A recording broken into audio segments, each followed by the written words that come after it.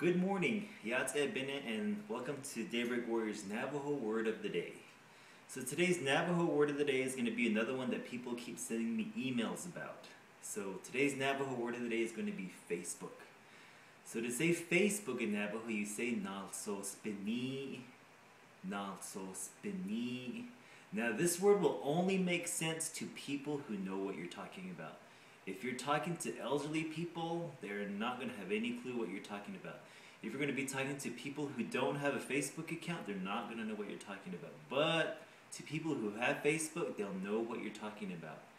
So it literally means the book's face. Nalsospini. So to use it in a sentence, you would say Nalsospini Bitádísh'íí, Nalsospini Bitádísh'íí, which means I'm browsing through Facebook.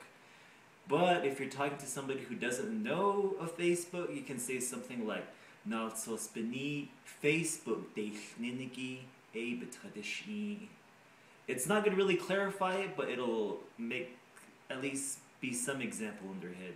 But that's today's Navajo Word of the Day. Facebook. Nalsospini. Nalsospini.